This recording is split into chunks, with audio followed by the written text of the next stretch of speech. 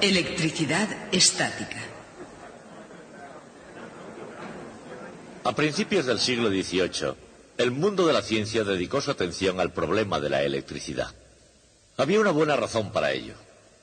Hubo muchos científicos por entonces que ganaban su sustento dando conferencias, o bien como itinerantes que iban de ciudad en ciudad y hablaban ante cualquiera que hubiese comprado una entrada. O bien eran profesores universitarios. En ambos casos tenían que atraer al auditorio. Por supuesto, hoy los profesores tienen un público garantizado, pero eso se debe a la obligatoriedad del curso, que fue un invento muy posterior. En cualquier caso, aquellos científicos tenían que atraer al auditorio y con ese fin necesitaban hacer demostraciones ostentosas, y la electricidad era justamente perfecta para eso. Una demostración típica de esa época era conseguir a un pilluelo de la calle, un chiquillo de 8 o 9 años. Lo amarraban bien al techo con hilos de seda.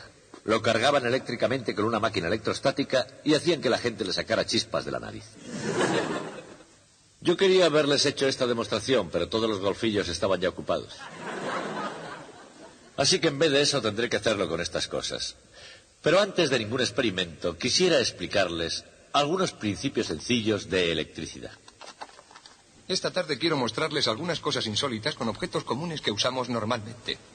Aquí tenemos a primera una vista, baraja. El profesor científico y el ilusionista en escena parecen tener poco en común. Cartas. 52, ¿las han contado? Y sin embargo, no hay duda de que cada uno de ellos podría aprender algunos buenos trucos del otro. Buscamos los 2 reyes negros. No tenemos más que hacer así. A lo largo de las etapas de la historia, si una persona ejercía la ciencia o la brujería, dependía frecuentemente del punto de vista del observador. Muy bien. Un as rojo que, si no me equivoco, creo que está exactamente en la mitad del mazo. Por lo tanto, lo que tengo que hacer es cortar la baraja por la mitad. Muy bien. Tanto si se trata de pura ciencia como de pura trampa, los antiguos griegos se dedicaban a ella con pasión. Eran tan rápidos en la ciencia como en los deportes, y muy pronto hicieron un asombroso descubrimiento sobre la naturaleza de la electricidad. Una simple varita de resina. La froto sobre el conejo. Algunos materiales actúan como una varita mágica cuando se frotan con una piel de conejo y atraen pequeñas partículas de materia.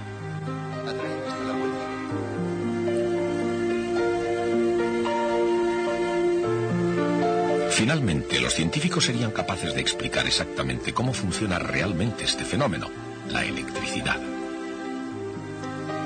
Y al contrario que el prestidigitador profesional, los primeros electricistas estaban deseosos de compartir los secretos de su oficio.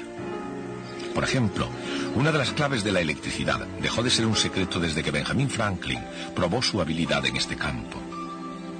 Difundió la versión que en inglés corriente era algo como esto: algo llamado carga, la carga eléctrica, es la causa de la fuerza eléctrica. Fue genial con reservas. Pero ¿cuál era la conexión entre carga y fuerza?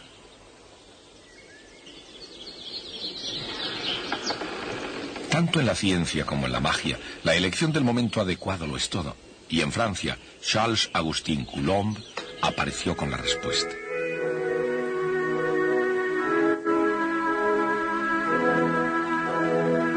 El experimento de Coulomb, que reveló la relación entre carga y fuerza, sería verificado por otros científicos, y lo más importante es que sería descrito en términos matemáticos sencillos.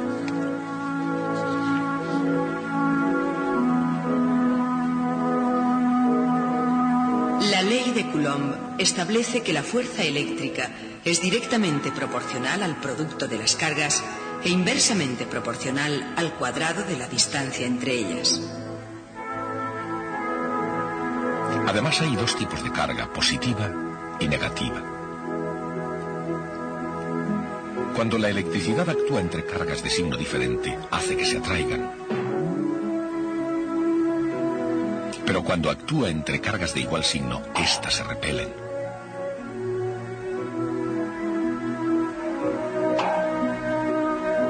Conforme a la ley de Coulomb, la fuerza que 2 cargas ejercen sobre una tercera es la suma vectorial de las fuerzas que cada una de ellas ejercería por separado. De hecho, las fuerzas ejercidas por cualquier número de cargas positivas y cargas negativas se suman como vectores. De manera que la fuerza total se sigue calculando según la ley de Coulomb. Adviertan que las cargas positivas están representadas en rojo y las negativas en azul.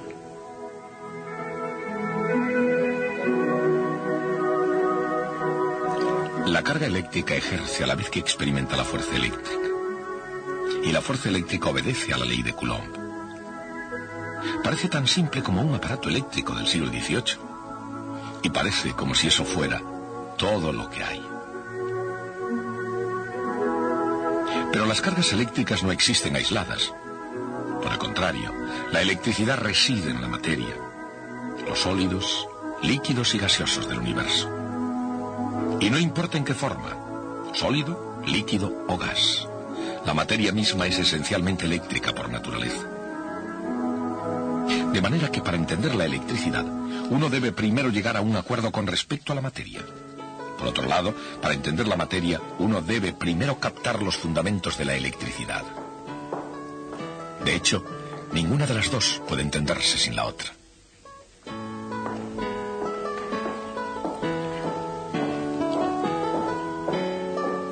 En su estudio, Franklin comenzó pensando en la electricidad como un fluido combinado de alguna manera con la materia. Si había demasiado fluido, suponía la materia cargada positivamente con fluido eléctrico. Si había demasiado poco fluido, suponía que la materia estaba cargada negativamente de electricidad. Por lo tanto, en la mente de Franklin, la materia estaba en su estado normal, es decir, eléctricamente neutra y equilibrada, solo cuando contenía la cantidad correcta de fluido eléctrico. Franklin fue el primero en ver la electricidad en términos positivos y negativos. Pero en lugar de ver dos tipos distintos de cargas, veía demasiada o muy poca cantidad del mismo fluido eléctrico. Y aquí está el dado. En buenas manos, el simple fluido eléctrico de Franklin se convirtió en dos tipos de carga eléctrica. Y de estos dos, otros dos.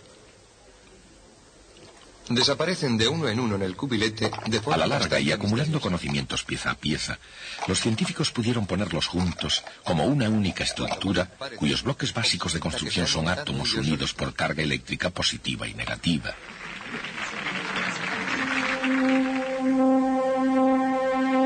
En el centro de cada átomo hay un núcleo formado por protones y electrones. Los protones contienen su carga positiva. Los neutrones de los átomos no tienen carga, lo cual significa que son eléctricamente neutros. El núcleo, como en todo, está rodeado de electrones que tienen carga negativa. Y en conjunto, cada átomo neutro tiene el mismo número de protones y electrones. La carga positiva de cada protón equilibra la carga negativa de cada electrón y están unidos por la fuerza eléctrica de atracción entre ellos. Desaparecen de uno en uno en el cubilete de forma bastante misteriosa. Cuando vuelven a aparecer... Pero esta acción bastante especial de equilibrar, como cualquier otra acción, no siempre es perfecta. En realidad, no todos los átomos son neutros. Algunos tienen demasiados electrones o demasiado pocos, en cuyo caso reciben el nombre de iones. De hecho, los iones sodio con carga neta positiva y los iones cloro con carga negativa están unidos por la fuerza eléctrica formando los cristales de sal común. Pero ya sea que sus átomos estén ionizados o no, los sólidos, los líquidos o los gases, toda la materia del universo está unida por la fuerza de la electricidad. Con una simple moneda. Por ejemplo, y de todas las formas de materia, ninguna muestra los efectos de la electricidad más claramente que los metales. Por otra de oro macizo. Oro. La materia de la que están hechos los sueños.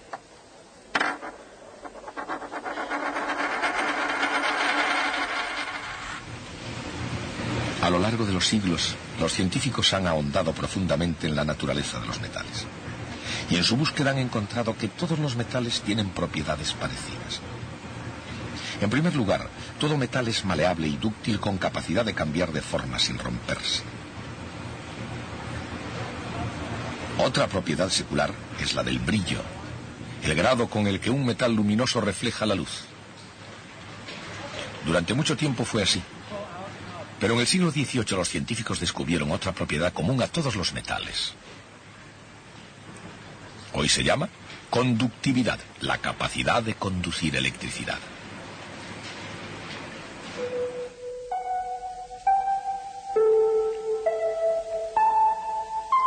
En un aislante, la carga eléctrica permanece donde está.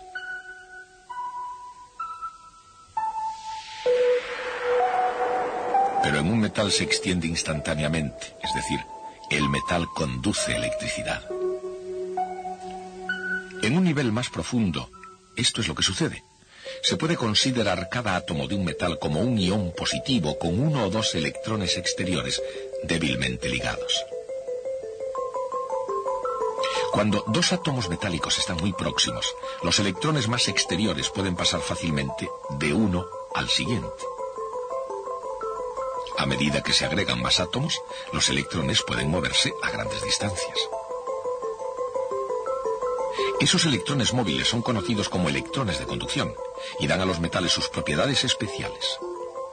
De esa manera, todos los metales son conductores eléctricos, porque todo metal es como una molécula gigante en la que un número de electrones están compartidos por igual entre todos los átomos. Se puede representar como una estructura de iones cargados positivamente, pegados por un fluido de electrones móviles.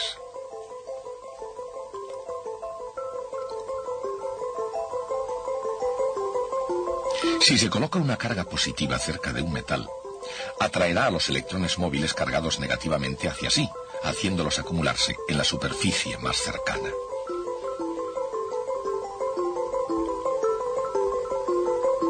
El resultado es que quedan iones positivos netos no equilibrados por electrones en la superficie más alejada.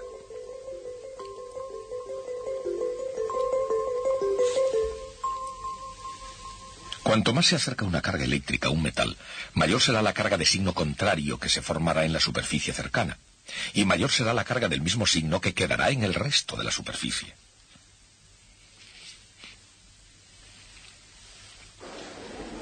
Y ahora una cajita sorprendente, pero no quiero que puedan pensar que está trucada. Estas propiedades se utilizan en un instrumento científico que puede parecer mágico. Se llama electroscopio de panes de oro. Ahora verán. Cuando una carga eléctrica se lleva cerca del disco de metal, la laminilla de oro se mueve alejándose de la varilla. Abajo. Flota. Una carga positiva cerca de la parte superior atrae cargas negativas, dejando carga positiva en el otro extremo de la varilla metálica. Y la laminilla de oro queda con el mismo tipo de carga. Y por supuesto, al tener el mismo tipo de carga, la varilla repele a la laminilla de oro. Cuando se quita la vara, la laminilla cae de nuevo hacia abajo, a menos que la carga se transfiera al disco mediante contacto físico. Abajo. Flota. Quieta. El contacto físico deja la varilla y a la laminilla de oro con un exceso neto de carga, y la laminilla permanece levantada. Pero vuelve a caer de nuevo con un roce de la mano. Abajo. La mano, que es ella misma un conductor, conecta la columna a la caja del electroscopio. ¿Dónde ha ido a parar esa carga extra?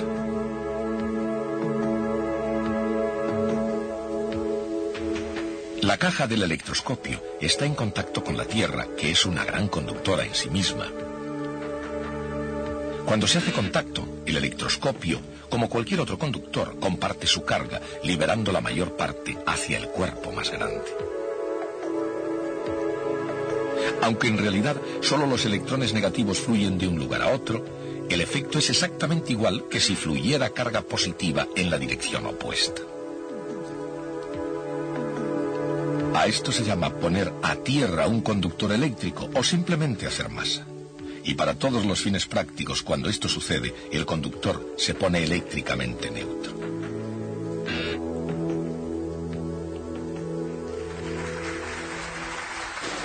Gracias. Si este es el caso, ¿cómo puede algo llegar a cargarse en primer lugar? Puedo con mi magia hacer una varita de resina. Una forma es por fricción. lo que no sorprende a nadie que haya caminado sobre una alfombra seca y haya recibido una descarga. Pero hay medios más efectivos para cargar por fricción. 2, 3. He desarrollado una carga estática de modo que el papel se adhiere a ella como por magia.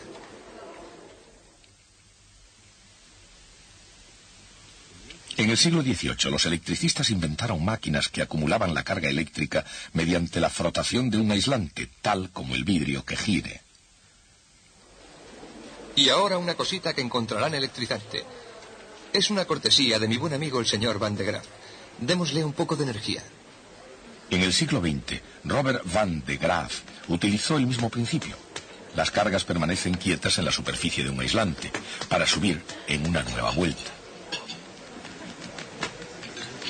Aquí abajo, una transportadora lleva la carga hacia arriba, hasta la parte superior de la máquina, donde la carga es transferida al interior de la cúpula del metal.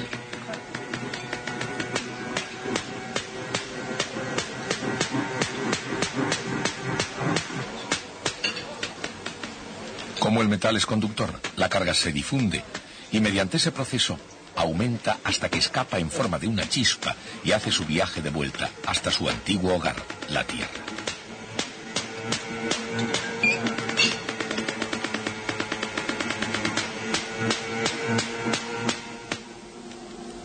Pero la máquina de Van de Graaff tenía muchas más posibilidades que el mero truco de encender el interés del auditorio de un cabaret. De hecho, su característica principal, transferir carga eléctrica por la correa transportadora, es el principio de uno de los más importantes dispositivos de un moderno laboratorio de física nuclear. Esta robusta cámara amarilla, conteniendo gas a alta presión, está diseñada precisamente para evitar que salten chispas.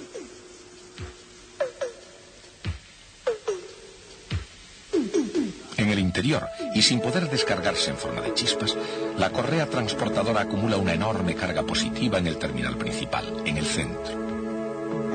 Mientras tanto, un ion cargado negativamente, en este caso un átomo de carbono con un electrón adicional, está siendo preparado para realizar un viaje extraordinario. Se pone en movimiento a causa de otras cargas negativas. Guiado por un campo magnético, da la vuelta a una esquina y es conducido por el centro del tubo por otro campo magnético. Pronto siente la fuerza de atracción debido a la carga positiva del terminal central. Acelerado por la fuerza eléctrica entre el ion negativo y el terminal positivo, el ion corre a gran velocidad hacia adelante hasta que una colisión con átomos de gas provoca el desprendimiento de algunos electrones, cambiando al ion de negativo a positivo. Nuevamente acelerado por la fuerza eléctrica, el ion continúa hacia su destino, que en este caso es una colisión nuclear entre carbono y un blanco consistente en helio.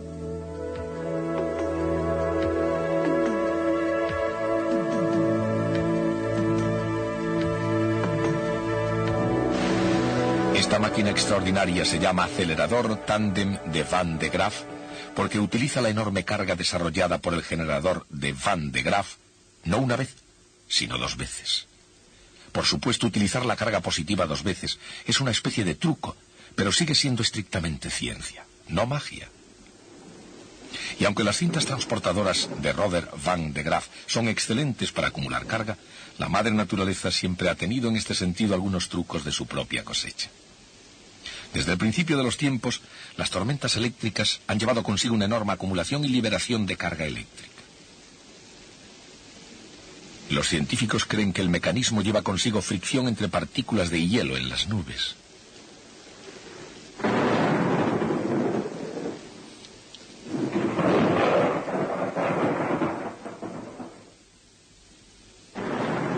Pero la fricción no es el único modo por el cual se puede transferir carga. Pero si cargo el soporte... Esta placa de metal parece cargarse con solo tocarla. Notarán una reacción increíble. No es magia, pero hay un truco en ello.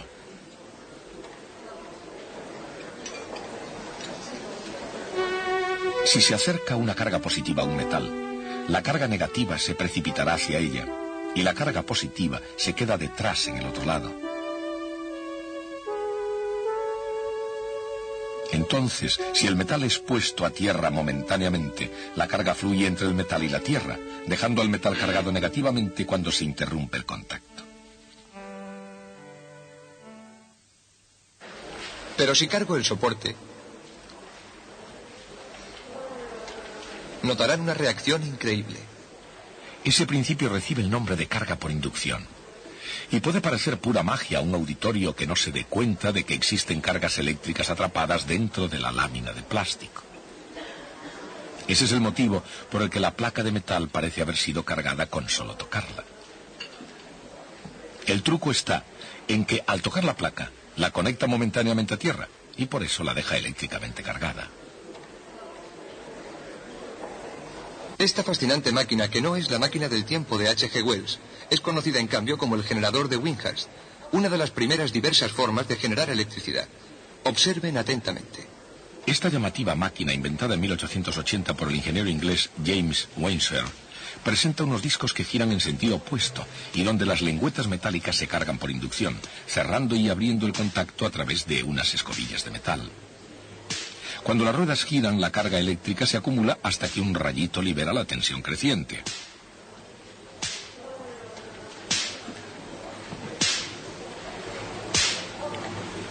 Uno de los secretos del éxito de la máquina de Wainsworth es el dispositivo que utiliza para almacenar carga eléctrica. Es la botella de Leyden, llamada así por haber sido creada en la universidad del mismo nombre. El principio en que se basa esta botella es tan sencillo como el dispositivo mismo. En una botella de Leyden, el interior y el exterior son de metal, separados por el vidrio de la botella.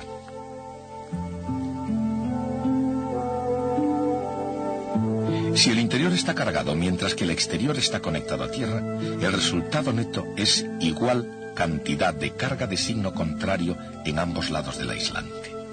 Y esas cargas opuestas son mantenidas firmemente en su lugar por la fuerza eléctrica entre ellas.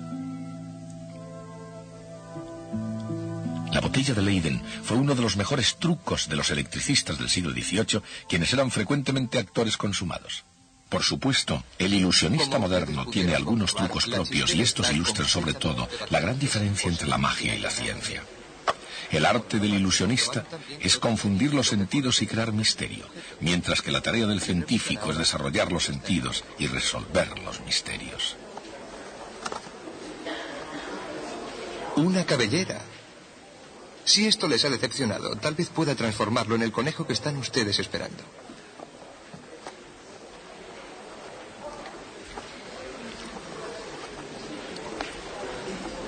Ambos tratan de entretener al menos de la mejor manera que sean capaces. Ajá.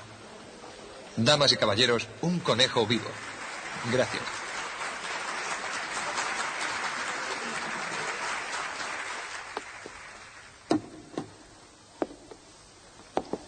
Yo quería mostrarles que la electricidad puede ser realmente útil. De manera que cuando esta amiga me dijo que quería cortarse el pelo, pensé que podría hacerlo con esta máquina de Van de Graaff.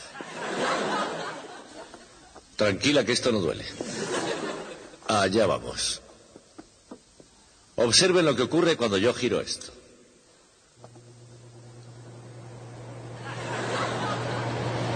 ¿Se dan cuenta? Es verdad que la electricidad puede poner los pelos de punta.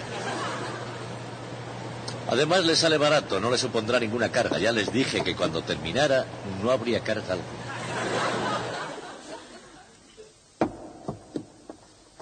Pero este es un generador electrostático de tipo diferente. Trabaja por inducción, cerrando y abriendo contactos.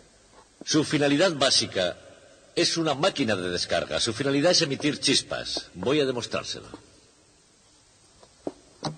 Saben, creí que me darían un motor eléctrico para mover esta máquina, pero cuando leí la letra pequeña de mi contrato supe que tenía que mover la mano. Les mostraré cómo trabaja.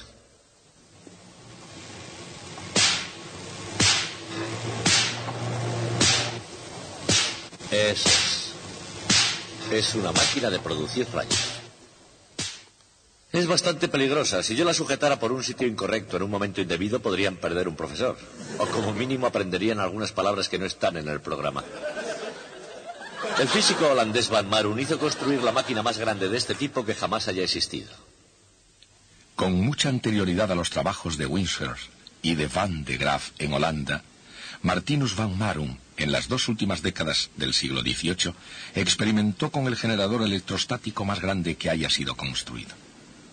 Fue fabricado para Van Marum por un fabricante de instrumentos, un inglés llamado John Caberson. La máquina gigante de Van Marum utilizaba un grupo de 100 botellas de Leyden. Sus discos rotativos tenían más de 6 pies de diámetro y podían lanzar un rayo a una distancia de más de 2 pies de longitud, casi 70 Era una centímetros. especie de dinosaurio electrostático. El punto final de la evolución del generador electrostático del siglo XVIII. Y pocos años después se extinguió, porque en Italia, Alejandro Volta había inventado un dispositivo que era más elegante y práctico, algo que llevaría la electricidad a una nueva era, la pila eléctrica. Trataremos el tema de la pila eléctrica próximamente, pero antes de eso me gustaría hablarles a ustedes de otra nueva idea. Esa idea es el campo eléctrico. Hablaremos de él el próximo día.